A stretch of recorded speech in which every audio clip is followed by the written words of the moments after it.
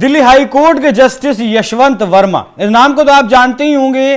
पिछले दिनों जले हुए नोटों की 4 से 5 बोरियां इनके घर पर मिलने का दावा किया गया था। ये जो तस्वीरें आप देख रहे हैं, ऐसा कहा गया था कि ये इनके घर से मिली है। सुप्रीम कोर्ट की तरफ से खुद ये वीडियो जारी किया गया था। मामले की जांच चल रही है, लेकिन जांच के बीच ही उनका तबादला किया गया था इलाहाबाद हाई कोर्ट से। इलाहाबाद हाई कोर्ट से ही वो दिल्ली हाई कोर्ट में पहुंचे थे। एक बार फिर उन्हें वहीं भेज दिया गया है और शपथ भी दिलवा दी गई है।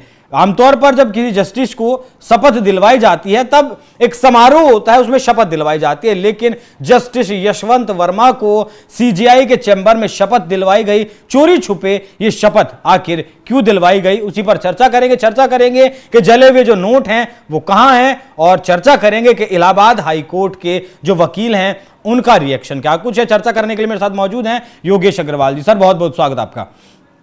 जी अभिषेक जी।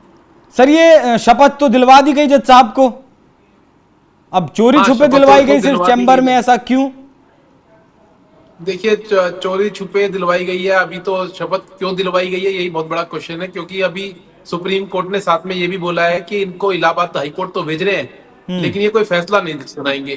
तो जब अगर फैसला नहीं सुनाएंगे तो शपथ किस लिए करवा रहे हैं? सर, ये ठीक वैसा ही फैसला नहीं है जैसे अरविंद केजरीवाल के मामले में भी दिया गया था।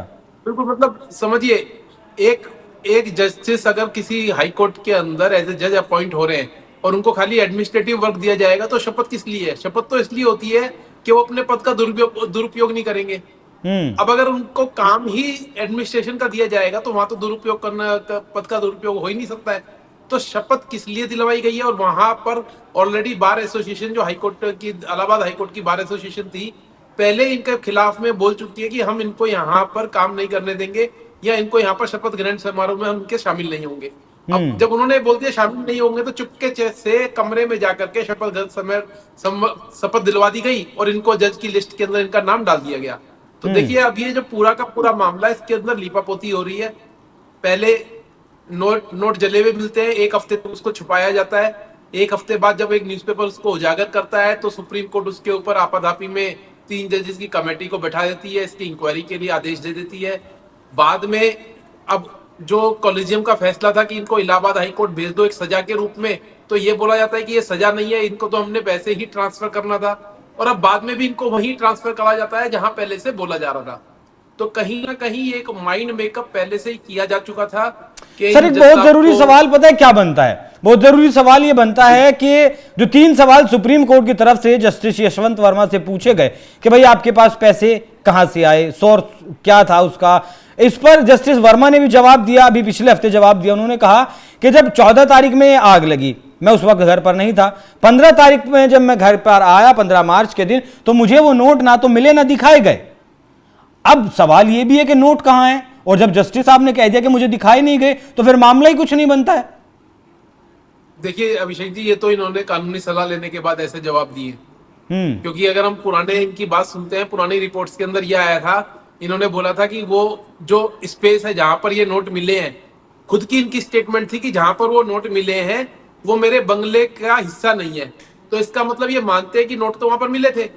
अब जब इन्होंने कानूनी सलाह ले ली है वकीलों से, तो अब इनकी स्टेटमेंट नहीं आ गई है कि जज साहब को वकीलों से सलाह लेने की जरूरत पड़ती है। जी बिल्कुल, सलाह तो इन्होंने ली है, कानूनी सलाह ली है, सीनियर काउंसिल से सलाह ली है, जज साहब ने सलाह ली है। और सलाह लेने के बाद इस तरह की स्टेटमेंट आई है कि 15 तारीख को मेरे को कभी नोट नहीं दिखाए गए। तो देखिए, अगर नोट नहीं दिखाए गए तो ऐसी स्टेटमेंट क्यों आई थी पहले कि जो ये बंगले का जहां पर नोट मिले हैं वो बंगले का हिस्सा नहीं है, वो एक स्टोर रूम है, स्टोर रूम के अंदर मिले हैं। तो या तो पहले वाली स्टेटमेंट गलत थी या आप गलत बोल रहे हैं, कोई स्टेटमेंट तो इनकी गलत है।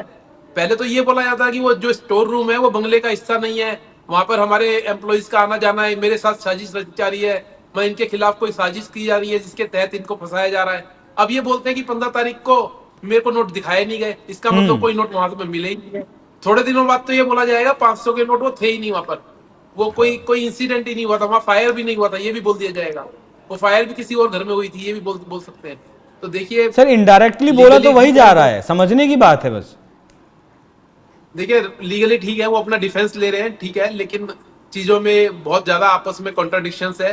पहले की कुछ स्टेटमेंट और अगर अब की स्टेटमेंट को पढ़ेंगे तो क्लियर नजर आ जाएगा कि अब इस मामले में लीपापोती करी जा रही है। और अभी तो सुप्रीम कोर्ट ने ये बोला है कि अभी आप फैसले नहीं सुनाओगे, लेकिन कुछ टाइम बाद देखना इंक्वायरी की रिपोर्ट भी इनके हक में आ जाएगी और ये पूरे तरीके से सर आप जो इंक्वायरी लोग होकर आप के जो अपना प्रैक्टिस करते हैं वहां दिल्ली हाई कोर्ट में, आप भी प्रैक्टिस करते हैं, मतलब आप लोगों के भीतर की भावना क्या है?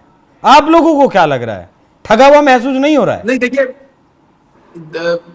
ये बात तो इसमें कोई दो राय नहीं है कि आज की डेट में जुडिशरी के अंदर करप्शन है, इसमें कोई दो राय नहीं है। मतलब इसको बोलने में, क्योंकि बहुत सारे रिटायर्ड जज हैं जो ऑलरेडी ये बात बोल चुके हैं कि आज की डेट में जो कानून है वो अमीरों के घर के लिए बना है, अमीर लोगों को कानून के सहारे उनको इंसाफ मिलेगा, गरीब को इंसाफ नहीं मिलता है।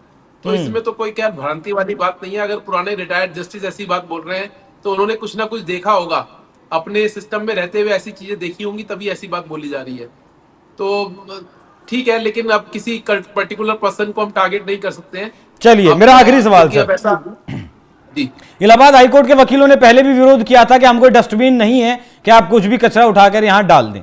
अब जब शपथ ली है जस्टिस यशवंत वर्मा ने, एक बार फिर से उन लोगों ने विरोध किया है, तो क्या ऐसे में वहां एडमिनिस्ट्रेटिव का भी उन वकीलों के बीच, उस स्टाफ के बीच काम कर पाएंगे जो विरोध कर रहा है लगातार?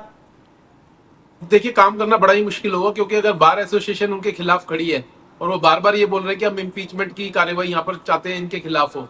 अब हमारे देश के अंदर इम्पीचमेंट अभी तक किसी भी जज को नहीं करा गया है, और इलाहाबाद हाईकोर्ट के जितनी भी हमारी एसोसिएशन है वहाँ के प्रेसिडेंट ने भी बोला था कि इम्पीचमेंट की कार्यवाही इनके खिलाफ होनी चाहिए। तो देखिए काम करना तो इनके लिए बड़ा ही मुश्किल होगा, वहाँ आसान नहीं होगा। और इसीलिए अभी सुप्रीम कोर्ट ने भी यही फैसला दिया है कि अभी वहां पर ये बैठेंगे, लेकिन कोई भी कार्यपद ऐसा नहीं करेंगे जिसके अंदर इनको फैसले सुनाने होंगे। ये खाली बैठ करके वहां पर एडमिनिस्ट्रेटिव वर्क करेंगे। और अब इस सारे विवादों के बीच में चुपके से जाकर के शपथ ले लेना, कमरे में शपथ दिला देना, ये एक संदेह का घेरा खड़ा करता है कि हमारे देश के अंदर क्यों ऐसा हो रहा है, क्यों कॉलेजियम सिस्टम के ऊपर निशानियां सवाल उठ रहे हैं। इन्हीं कारणों से इस कॉलेजियम सिस्टम के ऊपर निशानियां सवाल उठते हैं। और मुझे लगता है ये जो भी हो रहा है कोई ना कोई इसके अंदर बहुत बड़ी चीज पीछे छुपी हुई है। अब धीरे धीरे सामने आएंगी, पता लगेगा क्या होगा। वक्त के साथ पता लगेगा कि वहां पर ऐसा कोई इंसिडेंट हुआ था, इंक्वायरी रिपोर्ट क्या आएगी, आने वाले टाइम में इनके खिलाफ क्या कार्रवाई होगी, ये तो वक्त ही बता सकता है। ठीक है सर, बहुत बहुत धन्यवाद। जो यशवंत वर्मा का मामला है, वहां इलाहाबाद हाईकोर्ट की जो बार एसोसिएशन है उसने एक चिट्ठी प्रधानमंत्री नरेंद्र मोदी, केंद्रीय गृह मंत्री अमित शाह, यूपी के मुख्यमंत्री, कानून मंत्री और लखनऊ बेंच के सभी जो जज साहब हैं उन्हें भेज दिया कि इन्हें कोई भी ऐसा काम ना सौंपा जाए जिससे कि मतलब कोई, वही बात है जो फैसला या फिर किसी मामले की सुनवाई नहीं कर सकते, वैसा कोई भी काम इन्हें ना सौंपा जाए। तो कहीं ना कहीं एक दाग तो लगा है।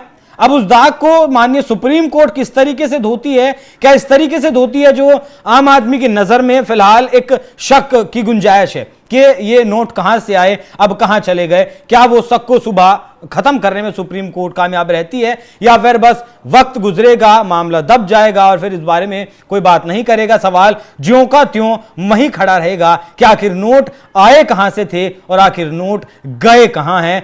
जिस न्याय तंत्र पर इस देश के लगभग 140 करोड़ लोग विश्वास करते हैं, भरोसा करते हैं, उस भरोसे को जोड़े रखने का काम माननीय सुप्रीम कोर्ट का है। अब देखना दिलचस्प होगा उसमें कितना कामयाब वो रह पाती है। सर बहुत बहुत धन्यवाद आपका, आपने हमें वक्त दिया इस पर चर्चा करने के लिए। दर्शकों आपको चर्चा कैसी लगी कमेंट कर जरूर बताइएगा। नमस्कार।